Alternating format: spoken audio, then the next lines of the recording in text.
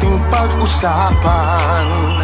Masdan mo ang iyong kapwa, anong iyong nakikita? Luha ba o ligaya ang nasa kanilang mga mata? May nakikinig sa'yo kapamilya, nagmamalasakit sa tweet-tweet na DCMM Radyo Patrol 630, nagbabalita, naglilingkod saan man sa buong mundo.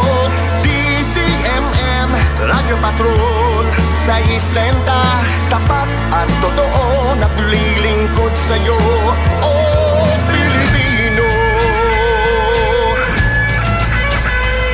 Magulong ng mithiin, sigaw ng inyong damdamin, dinig ng pag-asa, pag-ibig at pagkakaisa.